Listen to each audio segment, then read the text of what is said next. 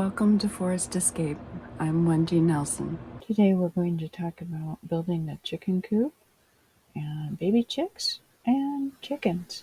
You basically have to consider how much money you're willing to budget for this project of building a chicken coop and run. And of course you have to have nesting boxes, roosting, storage for feed and supplies. So there's a lot to think about when you're considering a design. So to be functional and to fit within my budget of around $800 or $900, I chose a 4x8 floor for the coop. And it is 6 feet tall at the peak, so you can actually stand up in the middle of the coop. The flooring is 3/4 inch plywood with linoleum flooring, which is really wonderful. The roof is polycarbonate, which is durable. It does have the ridge cap on the top, and it is screwed down to a support system, and it's very, very durable. I used cheap 1/4 inch plywood on the outside and painted it, so it'll last a little while, but it's going to have to be probably put some kind of outer coating on it. It'll make it warmer. So maybe some tongue and groove wood or something like that at some point. But for right now, this worked and it kept the budget low.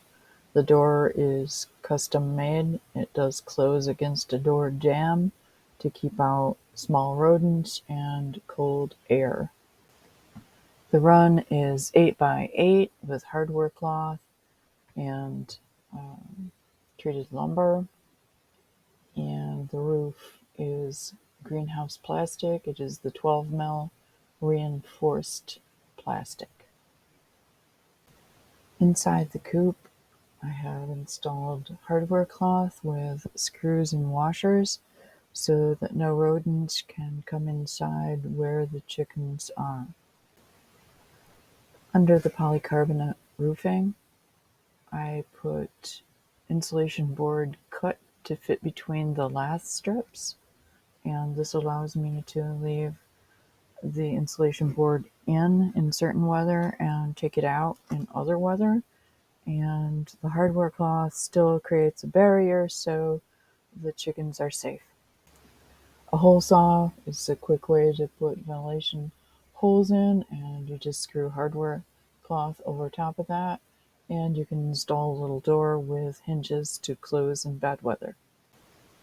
The pop-out door is built securely, and it latches from the inside to keep out raccoons and any number of rodents that might try to come in. Nesting boxes, there are 3 in the width of the coop, and 4 hens can choose to lay eggs together in each box. So they don't all lay eggs at the same time of the day, so it works out just fine.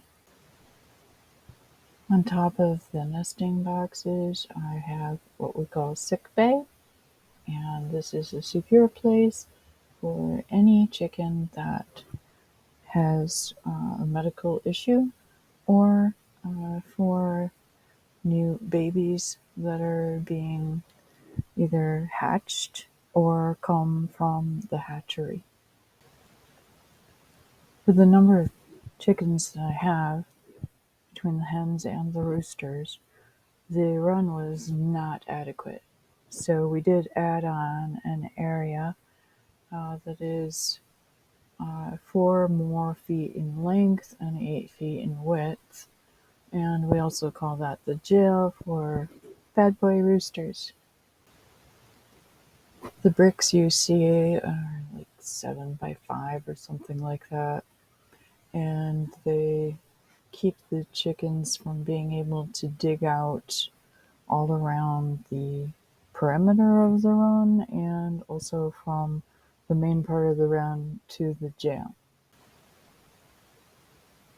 Insulation board keeps out the wind and provides an extra layer for warmth in the winter.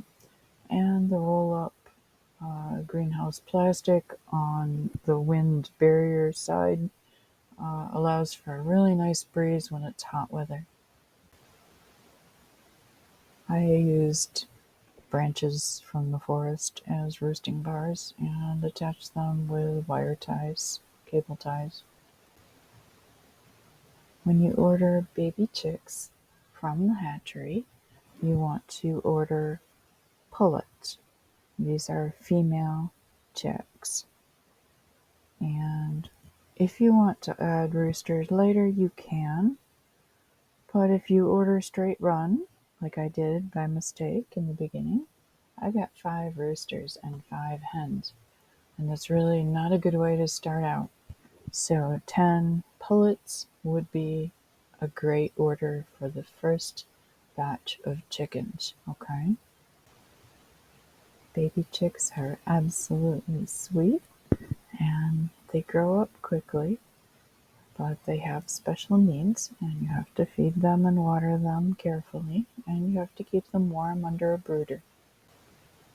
If you have a broody hen, she will lay on eggs and hatch the babies and care for the babies. So it's really wonderful to see that, but it's hard to know if you're going to get hens only or if you might have a surprise rooster. And we got a surprise rooster. We had 2 eggs that we let one of the hens hatch, and one was a little girl and one was a little boy. It's important to have a really good waterer and feeder. So we've gone through quite a few different kinds, and these are really nice and work well. Out in the run, I have 2 5-gallon buckets that were bought from Tractor Supply, and I installed the little watering cups. And that was a disaster 3 different times. The water just completely emptied out of the buckets, so we had to tape them, and that didn't work. Support them with bricks, and that didn't work. Finally, we had to use the 2-part epoxy to keep the little watering cups in position so they wouldn't empty. One of our security cameras is concentrated on the run so that we can see all of the chickens and we can see the area around the coop and run in case there are problems or raccoons or something like that. The eggs we get are varied in size and color. They're very, very delicious and more wholesome and healthy than anything you're going to buy in the store. They have bright yellow yolks and they are delicious. You can store the eggs in the fridge for approximately 6 months. Do your own research. They can sit on the counter for 2 weeks or more. I only trust the chicken feed, 20% protein from the feed mill, and I get the scratch there also. And we keep the feed and the scratch in big buckets in the greenhouse. So it's a good place to store a lot of feed and scratch. And chickens love spaghetti and they love cabbage. I hope you're encouraged to start your own chicken coop and build a run and get some baby chicks, and you'll have delicious eggs. And of course, it's a great food source. If you raise a lot of chickens, you can have the roosters and the hens, and you'll have a perpetual food supply. Be sure to like and subscribe and share with your friends. See you next time. Have a great day.